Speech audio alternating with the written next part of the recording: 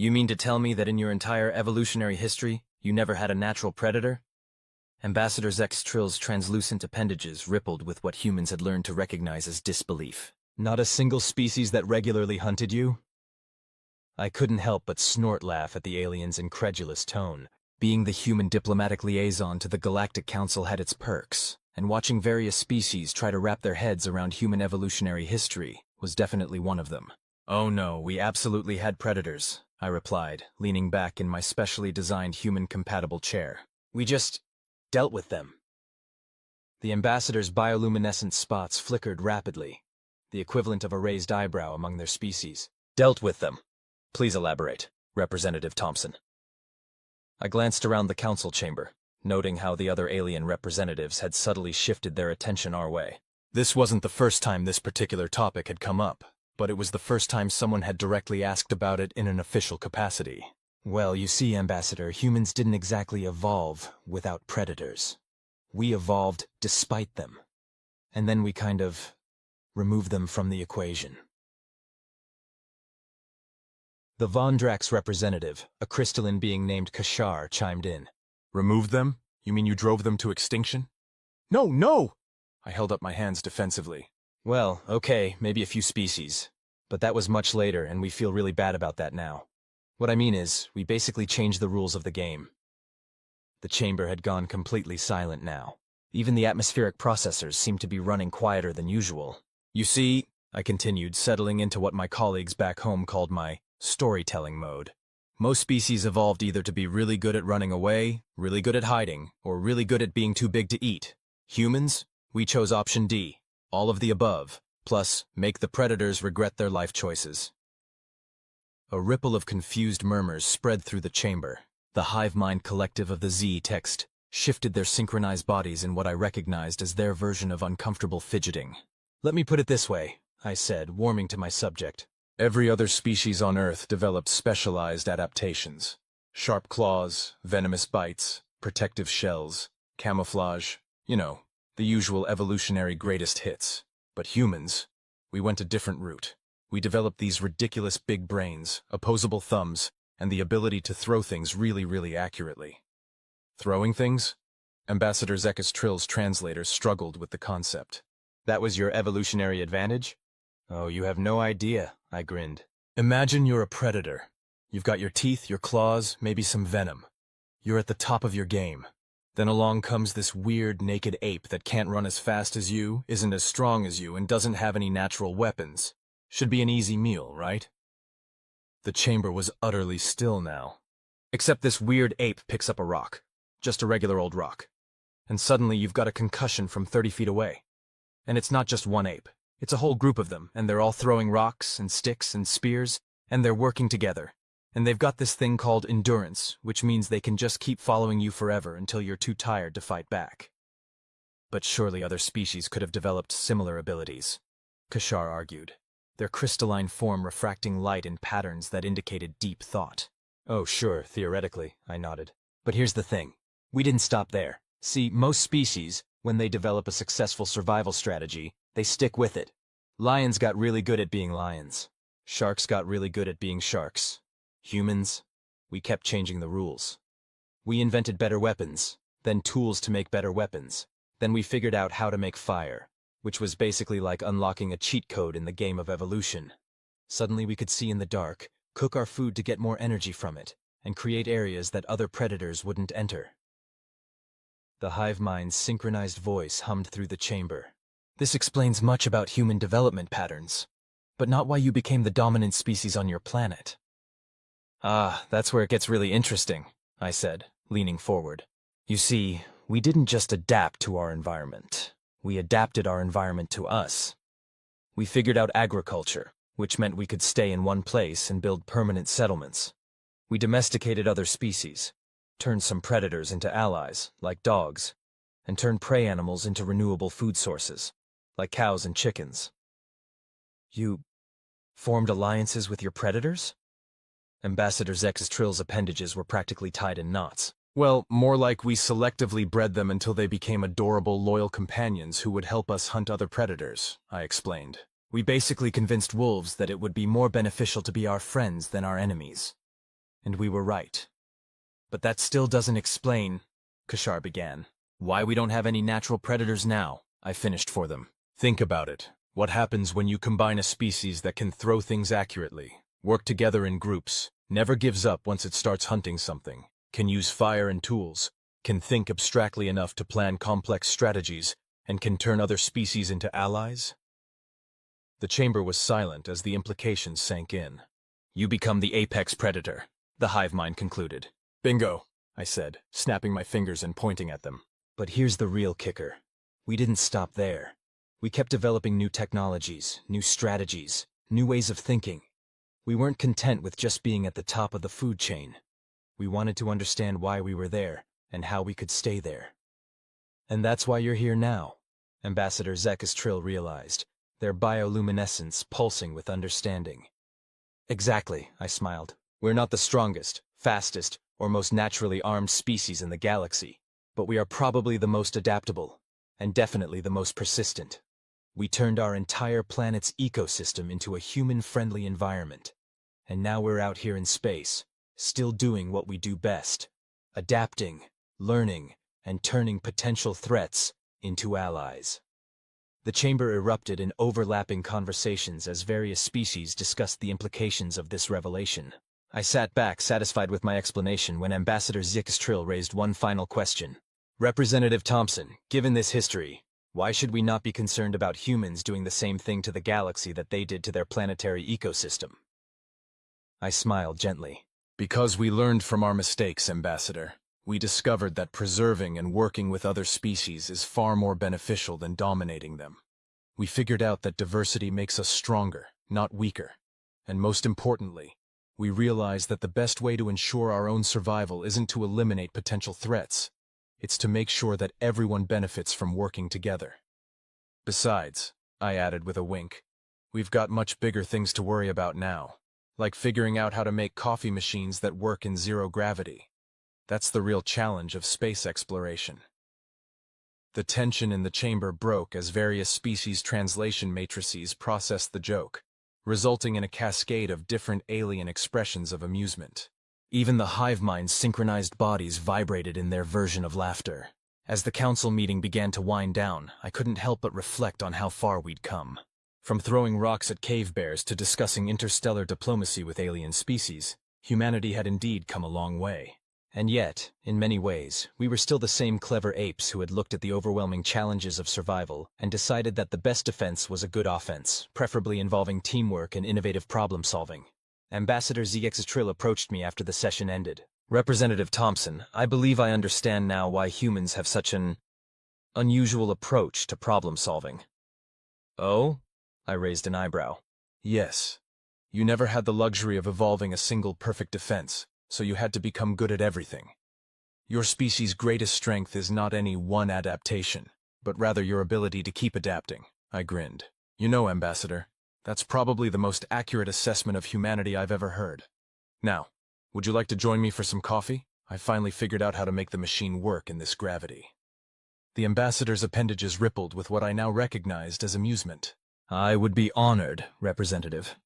Perhaps you can explain to me why humans seem to have developed such a strong dependency on this particular bean-based beverage. Oh, Ambassador, I laughed. That's a whole other story about human adaptation. You see, it all started when someone looked at a bean that made them feel weird and decided to roast it and drink it. As we walked to the diplomatic lounge, I couldn't help but think that this was perhaps humanity's greatest achievement. Not that we had overcome our predators, but that we had learned to turn our predatory past into a future of cooperation and mutual understanding, even if we still occasionally had to figure out how to optimize our caffeine intake in alien environments. After all, some adaptations are just too good to give up. 3 months after that memorable council meeting, I found myself preparing for my presentation at the annual Galactic Scientific Conference. The conversation about human evolution had sparked unprecedented interest across the galactic community, leading to a special session dedicated to understanding Earth's unique evolutionary path. Representative Thompson, your presentation begins in 5 minutes, announced Dr. Waxel, a towering arachnoid scientist who served as the conference coordinator. Their 8 eyes blinked in synchronized patterns that indicated both excitement and slight nervousness. Thanks, Doc, I replied, checking my holoscreen one last time. Is it just me, or are there more attendees than usual? The hall is at 147% intended capacity, they chittered. We had to establish quantum-linked overflow rooms in 3 different star systems. I whistled low. All this interest, just to hear about how a bunch of primates got tired of being eaten? I believe, Dr. Yexel's mandibles clicked thoughtfully, that it's less about the historical facts and more about the implications. Your species' evolutionary path suggests possibilities that many of our scientists had previously considered impossible. As I stepped onto the presentation platform, I was struck by the sheer diversity of the audience. Beings of all shapes, sizes, and physical states filled the enormous amphitheater. Some floated in containment fields of specific atmospheric compositions. Others merged into collective consciousness networks, and a few existed as pure energy constructs. Good morning, afternoon, or equivalent temporal greeting, I began, earning a ripple of translated chuckles. Today, I'd like to expand on something that has apparently captured the galaxy's imagination. The myth, the legend, the somewhat disturbing reality of human evolution. The holoscreen behind me displayed an image of ancient Earth, specifically the African savanna where our species first emerged. Now, many of you have heard about how humans became apex predators through our unique combination of throwing things, being stubborn, and having a concerning tendency to make friends with everything we don't eat. But today, I want to talk about something even more fundamental: how these traits led to what we call human creativity. A quantum consciousness representative manifested a question glyph. Please define creativity in this context. Ah, that's the fun part, I grinned. Creativity for humans is essentially what happens when you take problem-solving skills developed for survival and apply them to literally everything else. You see, once we figured out we could use tools to solve problems, we started seeing everything as potential tools and everything as potential problems to solve. I gestured to the next image, a timeline of human inventions. Take fire, for instance. We didn't just use it to cook food and scare away predators. We looked at it and thought, hey, what if we used this to make metals soft so we can shape them? What if we used it to make clay hard? What if we used it to send signals across long distances? Every solution became a stepping stone to solving other, completely unrelated problems. The hive mind representatives from the previous council meeting buzzed with interest. This explains the seemingly random tangents in human technological development. Exactly, I pointed enthusiastically. We didn't develop technologies in a straight line. We zigzagged all over the place because we kept thinking, I wonder what would happen if... The next slide showed various Earth predators alongside human tools. Here's where it gets really interesting. Every other predator on Earth evolved to become better at being what they already were. Lions got better at being lions. Sharks got better at being sharks. But humans? We looked at lions and thought, those teeth are pretty great. Let's make metal ones. We looked at sharks and thought, that streamlined body is efficient. Let's make boats shaped like that. Dr. Ixel raised an appendage. You're suggesting that humans didn't just adapt themselves, they adapted the adaptations of other species? Bingo, I beamed. We're basically evolutionary thieves. We see something cool that another species can do, and instead of waiting millions of years to evolve it ourselves, we figure out how to recreate it with technology. Want to fly? Build a plane. Want to breathe underwater? Invent scuba gear. Want to run faster? Here's a bicycle. The energy beings pulsed with what their translators indicated was amusement. This explains the human phrase, standing on the shoulders of giants.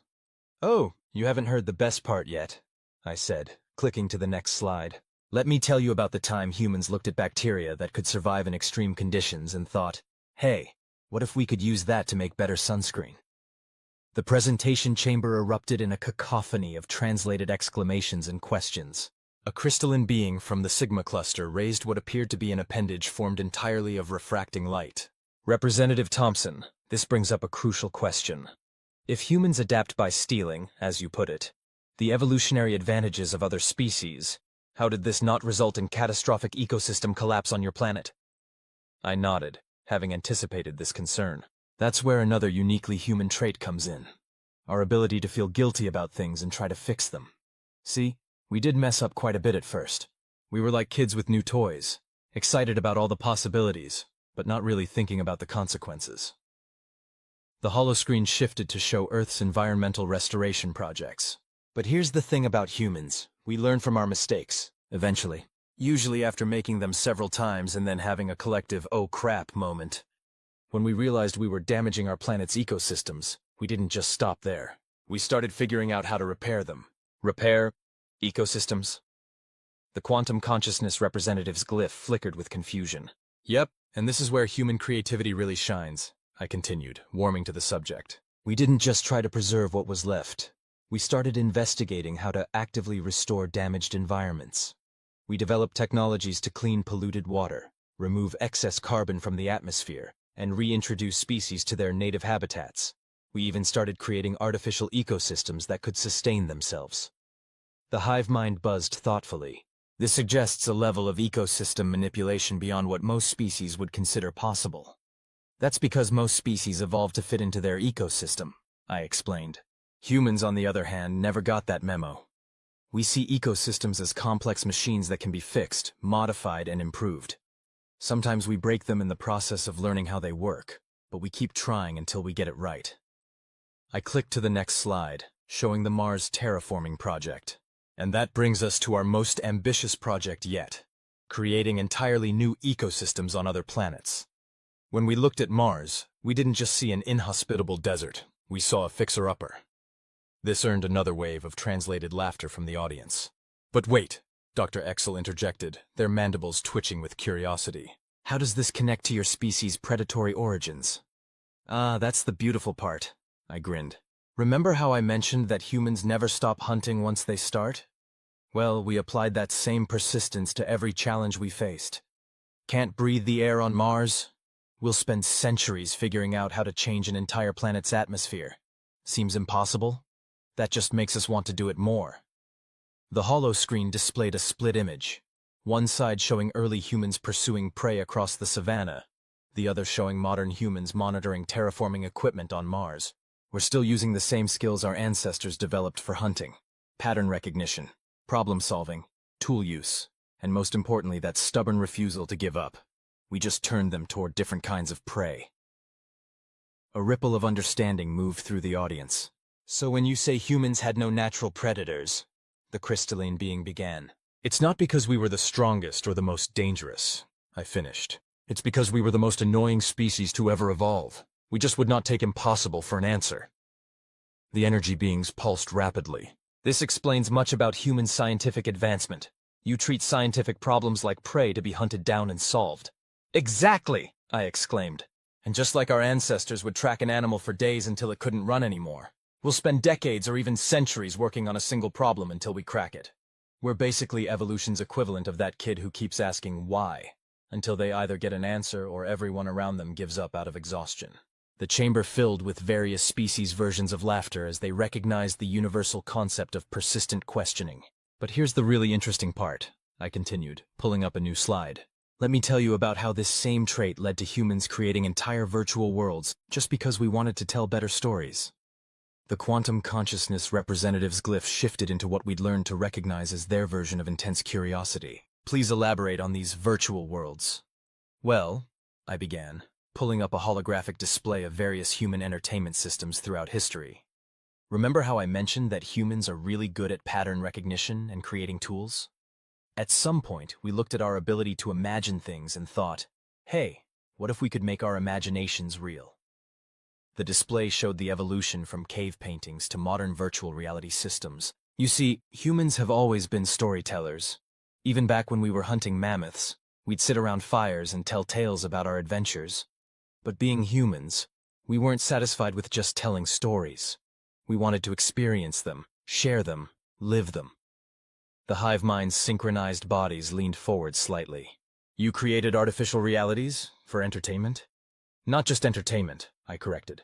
Though that was definitely a big part of it. We created virtual worlds to train pilots without risking actual spacecraft, to practice surgical procedures without risking actual patients, to test architectural designs without wasting resources, and yes, to pretend we're mighty warriors fighting dragons. This earned another wave of translated chuckles from the audience. But here's where it gets really interesting, I continued, switching to a new display showing the neural interface systems. We didn't stop at just creating virtual worlds. We started connecting our minds directly to them. And then we thought, hey, if we can connect our minds to virtual worlds, why not connect them to each other? Dr. Yixel's 8 eyes all widened simultaneously. You created artificial hive minds? For fun? Well, we prefer to call it social media, I grinned. But essentially, yes. We took our predatory pack-hunting instincts and turned them into massive networks, where we could share information, ideas, and pictures of our pets. The crystalline being's facets sparkled with what their translators indicated was disbelief. Your species voluntarily created artificial neural networks to share images of domesticated animals? Oh, that's not even the best part, I laughed. Let me tell you about something called memes. They're like ideas that evolve and adapt on their own within these networks. We basically created an artificial ecosystem for information itself. The energy beings pulsed rapidly. You applied predator-prey dynamics to information transfer? Exactly, I exclaimed. Some ideas survive and spread, others die out, and new ones evolve from the combinations of successful ones. We turned our understanding of natural selection into a framework for cultural evolution. And then, because we're humans, and we can't leave well enough alone, we started using artificial intelligence to study how these idea ecosystems work. The holoscreen shifted to show the current state of human AI integration. And that's when things got really interesting. We looked at our artificial intelligences and thought, hey, what if we could make them more like us? Not because we needed to, mind you, but because we were curious about what would happen. A murmur of concern rippled through the audience. Oh, don't worry, I assured them. We made sure to program them with our better traits, like curiosity, creativity, and the ability to feel guilty about mistakes. We learned that lesson from our own history. Plus, it turns out that when you create artificial beings that can think like humans, they usually come to the same conclusion we did. Cooperation is more interesting than conflict. The quantum consciousness representative's glyph shifted into what we'd come to recognize as their equivalent of a smile. So you turned your predatory instincts into tools for creation rather than destruction? Well, mostly, I admitted. We still occasionally use them for their original purpose, like when we need to track down particularly tricky software bugs or solve complex mathematical problems. We just channel that never give up, never surrender attitude into more constructive pursuits. Like creating virtual worlds where you can still hunt prey? Dr. Yexel asked, their mandibles clicking in amusement. Hey, sometimes you just need to embrace your inner cave person, I shrugged. Besides, virtual dinosaurs don't go extinct when you hunt them. Well, unless you're playing on hardcore mode. The audience's various forms of translated laughter had barely subsided when a previously silent representative from the Temporal Studies Institute raised what appeared to be a tendril of pure chronometric energy. Representative Thompson, their time-shifted voice echoed oddly in the chamber. Your species' pattern of development suggests an unusual relationship with time itself. Would you elaborate on this aspect? I couldn't help but smile. Leave it to a temporal scientist to notice that particular pattern. Ah, you've spotted another one of humanity's weird quirks, I said, adjusting the holoscreen to show a timeline of human technological advancement. Most species tend to develop in what you might call a linear fashion, steady, predictable progress over time. Humans, on the other hand, tend to develop in what we like to call, well, that escalated quickly fashion. The holoscreen displayed the exponential curve of human technological development, from stone tools to faster-than-light travel. You see, we have this funny habit of suddenly making huge leaps forward, usually right after someone says something is impossible. It's like telling a human they can't do something automatically triggers some sort of ancestral, "Oh yeah, watch this" response. The hive mind buzzed with what seemed to be amusement. This explains the irregular patterns in your species' technological advancement. You progress faster when challenged. Exactly, I pointed enthusiastically. Take flight, for instance. For thousands of years, humans looked at birds and thought, we should be able to do that. We tried everything, strapping wings to our arms, building gliders, even some really questionable attempts with hot air balloons. And then, in the span of about 66 years, we went from our first powered flight to landing on our moon. Dr. Wexel's mandibles clicked rapidly. That timeline seems improbable. Oh, it gets better, I grinned. We did that mostly because one group of humans told another group of humans, bet you can't get to the moon first. That's right. We achieved one of our species' greatest technological achievements primarily out of spite and competitiveness. The crystalline being's facets sparkled with confusion. You're suggesting that human advancement is driven by stubbornness? Stubbornness, curiosity, and a deeply ingrained need to prove others wrong. I nodded. Remember those predatory instincts we talked about? Well, somewhere along the line, we started treating challenges and problems like prey. And just like our ancestors would track an animal until it collapsed from exhaustion, we'll chase down solutions until they either work, or we find a completely different approach that works better. The temporal scientist's chronometric tendril wavered thoughtfully. This explains the quantum anomalies in your species' probability matrix. You regularly achieve outcomes that should be statistically unlikely. That's because we don't really care about statistical likelihood, I explained. In fact, telling a human that something has a low probability of success often just makes them more determined to try it. We're basically the galaxy's living embodiment of hold my beer and watch this. The translation matrices struggled for a moment with the idiom, causing a ripple of confused murmurs through the audience. Sorry, cultural reference, I apologized. What I mean is, humans have a tendency to attempt improbable things simply because they're improbable. We see impossible odds as a challenge rather than a warning. The energy beings pulsed rapidly. This seems counterintuitive to survival. Oh, it absolutely is, I agreed cheerfully. By any reasonable evolutionary standard, we should have died out long ago. But here's the thing. We turned that seemingly suicidal tendency into our greatest strength. Because while most species evolve to avoid risks, we evolve to calculate them, minimize them, and then take them anyway if we thought the potential reward was worth it. I switched the holoscreen to show various human exploration vessels throughout history. Look at these ships. Every single one of them represented a huge risk to the humans who built and crewed them. The early ocean-going vessels, those were basically floating death traps. Our first spacecraft? Glorified tin cans strapped to explosives. And yet, we kept building bigger, better versions, learning from each disaster, each near miss, each successful mission. The quantum consciousness representative's glyph shifted into a complex pattern. You're suggesting that human advancement is driven by failure? Not exactly, I corrected. It's driven by our refusal to accept failure as anything more than a temporary setback. We don't just learn from our mistakes, we get angry at them, take them personally, and then come back with an even more ambitious plan. Dr. Wexel raised an appendage. This sounds remarkably similar to the behavior of certain predatory species that will repeatedly attempt new hunting strategies until they succeed.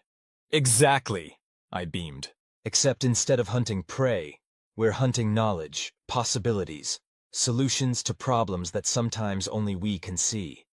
And just like our ancestors who figured out they could use tools to take down animals many times their size, we've learned to use our technology to tackle challenges that should be way beyond our capabilities. The temporal scientist's chronometric tendril pulsed with what their translators indicated was excitement. This explains the temporal resonance patterns we've observed around human achievements. You don't just defy probability, you actively seek out ways to change what's possible. That's actually a pretty perfect way to put it. I nodded appreciatively. Humans don't just adapt to our environment, we adapt our environment to us. And when that's not enough, we change the very rules of what's possible. It's not enough for us to survive. We want to understand, to explore, to push boundaries just to see what's on the other side. The chamber had grown quiet, the various species processing this revelation in their own ways. Finally, the hive mind broke the silence. Representative Thompson, given this pattern of behavior, what do you believe is humanity's ultimate goal? I paused, considering the question carefully. You know, that's something we've been asking ourselves for a long time. And I think the answer is, we don't really have one. Or rather, our goal is to keep finding new goals. We're not satisfied with just surviving or even thriving. We want to know what's possible, and then we want to make the impossible possible. The crystalline being's facets shimmered. This is why you sought out other intelligent life. Partly, I agreed. But it's also why we're here now, sharing our story with you. Because somewhere along the line, we realized that the greatest possibilities come not from competing with others, but from combining our different perspectives and abilities. I gestured to the diverse assembly before me. Look at us.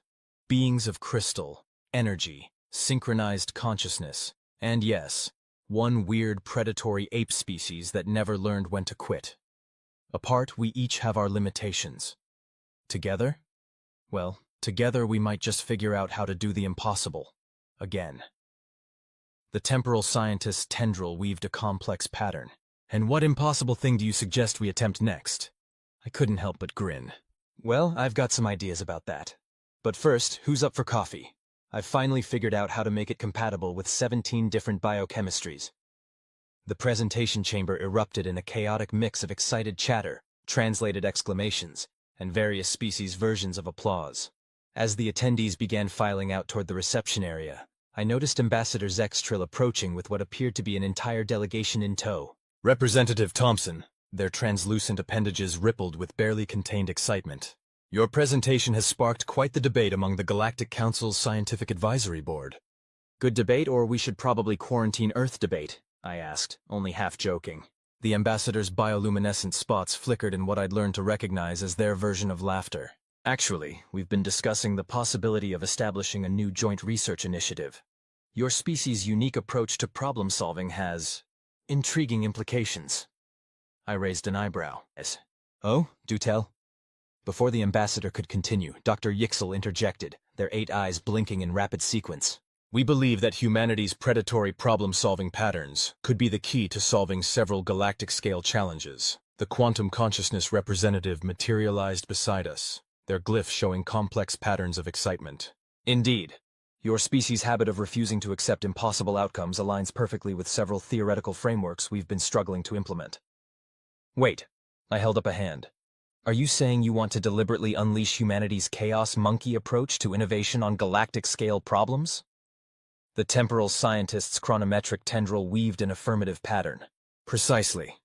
Our models suggest that combining human persistence with various species' specialized knowledge could accelerate development in several critical areas.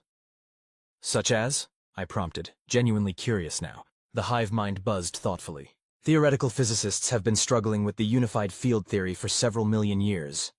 Perhaps what we need is a species that will chase down the answer out of sheer stubbornness. Or figure out how to build a device that makes the answer irrelevant, I added with a grin. Dr. Ixel's mandibles clicked enthusiastically. Your species has a remarkable talent for finding unexpected solutions when direct approaches fail. The crystalline being's facets sparkled with what I'd learned to interpret as amusement. Like creating 17 different versions of a stimulant beverage just to ensure interspecies social interaction? Hey, don't knock the coffee initiative, I defended. Do you know how hard it was to figure out how to make it safe for silicon-based life forms? We had to invent 3 new branches of chemistry just to get the flavor right. And that, Ambassador Zekistrill's appendages rippled triumphantly, is exactly why we need human involvement. Your species doesn't just solve problems. You actively seek them out, and then solve them in ways no one else would have considered. The temporal scientist's tendril pulsed with agreement. You treat the impossible as merely improbable, and the improbable as a challenge to be overcome. Well, I scratched my head thoughtfully. When you put it that way, it does sound like something we'd be interested in. But I have to warn you, letting humans loose on galactic-scale problems means you're going to get some very creative, proposed solutions. The quantum consciousness representative's glyph shifted into what we'd learned to recognize as their equivalent of a mischievous smile. We are counting on it. After all, who better to think outside the box than a species that looks at boxes and thinks, I wonder if we could make this into a spacecraft. Or a coffee maker, the crystalline being added dryly. Or both, I suggested, earning a wave of translated laughter from the group. Ambassador Zextrill's bioluminescence pulsed with what seemed to be anticipation. So, Representative Thompson, shall we discuss the details over your famous multi-species compatible coffee? I grinned. Actually, I've been working on a new version. You see, I had this idea about incorporating quantum uncertainty principles into the brewing process. As we made our way to the reception area, I couldn't help but reflect on how far we'd come. From persistence hunters on the African savanna to potential solutions to the galaxy's greatest challenges, all because we never learned to accept limitations as anything more than temporary inconveniences. The hive mind buzzed beside me. We have a saying in our collective. The path to wisdom is marked by the footsteps of many. Perhaps we should add, and occasionally by the coffee stains of humans. Speaking of coffee stains, I began. Did I ever tell you about the time humans accidentally discovered a new form of mathematics while trying to explain why coffee rings form the way they do? The temporal scientist's chronometric tendril wavered with interest. Is this another example of humans making significant discoveries while pursuing seemingly trivial questions?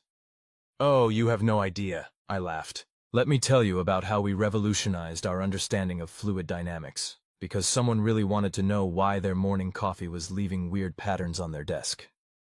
And as I launched into yet another story about humanity's peculiar path to progress, I realized that perhaps this was our true evolutionary advantage. Not just our ability to adapt and overcome, but our insatiable desire to understand, explore, and share what we've learned, even if what we've learned is just a better way to make coffee. After all, in a galaxy full of incredible species with amazing abilities, maybe what the universe really needed was a bunch of curious, stubborn apes who looked at the impossible and thought, challenge accepted. And if we happened to revolutionize galactic civilization while trying to make the perfect cup of coffee, well, that would just be another day in the ongoing adventure of human innovation. Besides, someone had to figure out how to make coffee in zero gravity. Might as well be the species that turned watch this into an evolutionary strategy. The end. Look, all I'm saying is that if you're going to invade a planet,